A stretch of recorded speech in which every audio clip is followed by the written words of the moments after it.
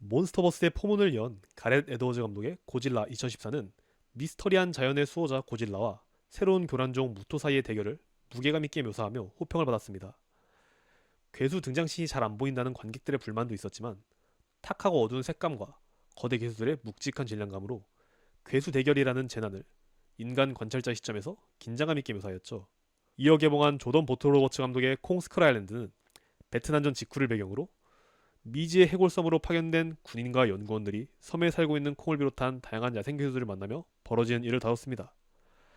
잔혹한 야생의 섬에서 벌어지는 흙먼지와 피가 튀기는 생존 경쟁을 꽤나 잔인한 수위로 보여주며 훌륭하게 묘사했죠. 전편 고질라와는 다르게 대낮 전투씬을 자랑하며 볼거리 측면에서도 관객들의 호평을 받았고요.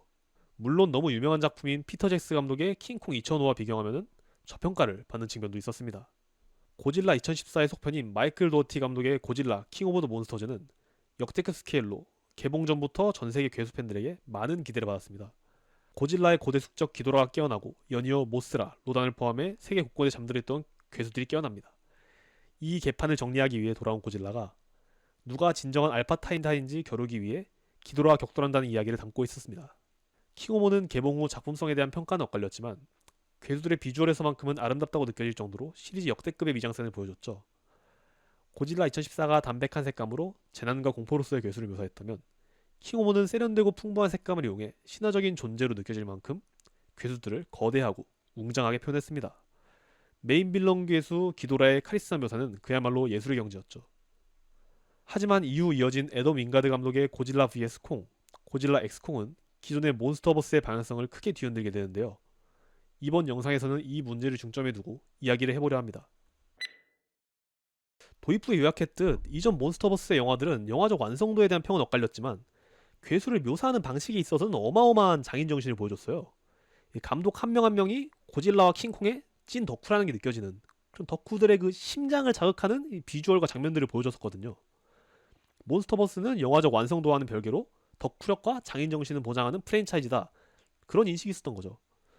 전성기 마블이 세계관 백에 의존하지 않고 독립적인 캐릭터로서 히어로들의 능력과 개성 하나하나에 세밀한 공을 들이던 그 시절을 생각하면 될 것 같습니다. 이때까지 몬스터버스는 괴수 영화의 중심이 되는 건 괴수 구차자라는 걸 알고 있었고 괴수 하나하나의 개성과 그 괴수들의 거대한 묘사에 가장 큰 공을 들였습니다. 개인적으로 영화적 완성도는 떨어져도 몬스터버스의 작품 중 킹오몬을 가장 좋아하는 이유도 여기에 있어요. 어떻게 하면 더 낭만있고 멋있는 장면을 넣을 수 있을까 하는 고민으로 빚어진 괴수신만큼은 정말 깔 수 없게 잘 만들었기 때문이죠.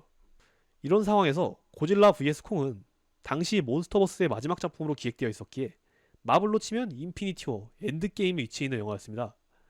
1962년 일본에서 제작된 킹콩 대 고지라 이후 무려 60년 만에 헐리우드의 자본력으로 재현된 세기의 대결로 지금까지 보여줬던 것 이상의 장대하고 완벽한 추종장을 보여주었어야 할 영화였죠.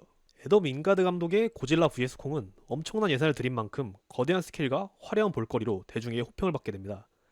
기존 전작들에서 나왔던 인간 파트가 너무 많다라는 피드백을 반영한 것인지 괴수 액션의 비중을 크게 늘렸고요.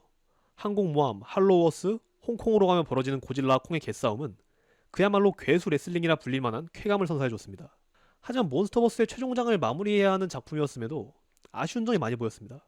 그동안 시리즈 내내 수많은 떡발을 남겼던 할로워스는 마침내 작중 핵심 배경으로 등장하지만 잃어버린 세계의 카피 버전을 떠올릴 만큼 개성이 부족하게 묘사됐고요.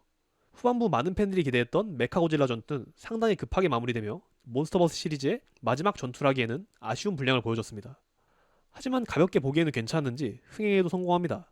고대콩으로 마무리될 예정이었던 몬스터버스 시리즈가 연장되게 만드는 큰 공도 세우게 되었죠.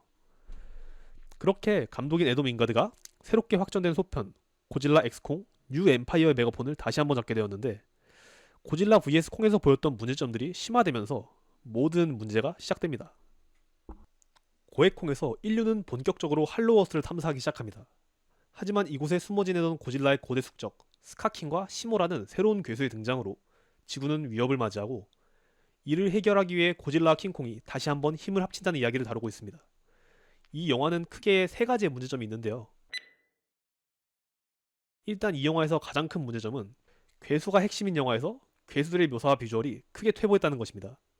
전편 고질라 vs 콩에서도 100m 이상의 덩치를 가신 괴수들이라기엔 어색한 괴수들의 움직임과 스케일감 묘사를 보여줬거든요. 이 때문에 괴수들의 거대함을 묘사하는 데 집중했던 2014 킹오몬 같은 작품에 비해 연출력이 퇴보한 것이 아니냐라는 평가가 있었습니다. 근데 이게 고해콩에서는 더 심해집니다. 콩이 자신의 동족들과 싸우는 장면만 봐도 내가 킹콩을 보고 있는 건지 뭐 혹성 탈출을 보고 있는 건지 모르겠다 싶을 정도로 빌딩만한 크기의 타이탄이라기엔 처참한 스케일 묘사를 보여줘요. 이렇게 퇴보한 연출력은 거대한 괴물들이 치고받고 싸우는 비현실적인 스케일에서 쾌감을 주는 거대 괴수물의 장르적 재미를 크게 떨어뜨립니다. 그리고 이제 디자인적인 측면에서 봐도 문제가 많습니다. 원래도 몬스터버스 오리지널 괴수들이 개성이 부족하다는 평가를 받았는데요.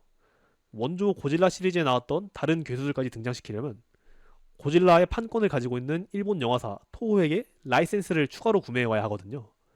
그래서 제작비를 아끼려고 고질라만 판권을 빌려오고 상대 하격은 대충 새로 자체적으로 디자인해서 등장시킨다라는 비판이 꾸준히 있었습니다.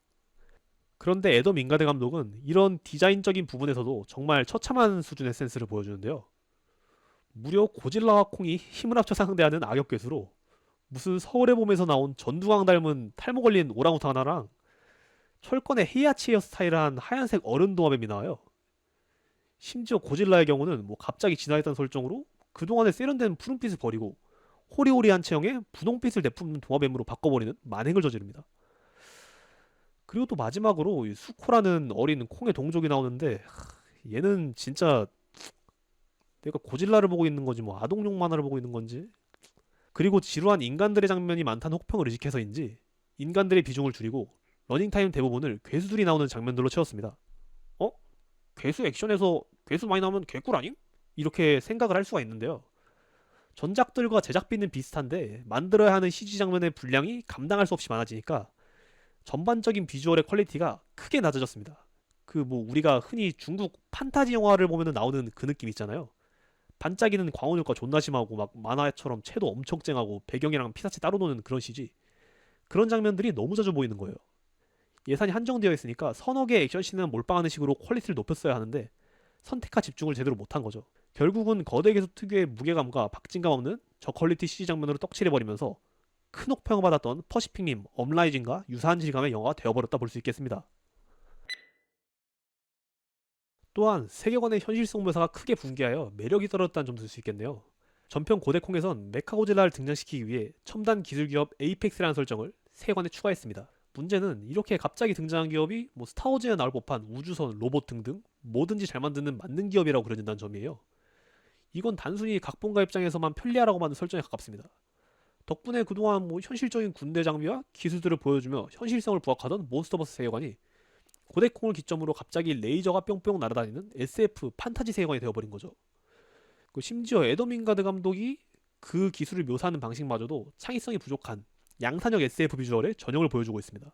고대콩에서는 갑자기 반중력 비행수단인 히브가 등장하더니 아예 고해콩에서는 스스로 날아와서 콩한테 장착되는 글러브까지 등장을 하는데, 야 이 새끼들아 정도가 있지. 너 킹콩이 아이언맨이냐?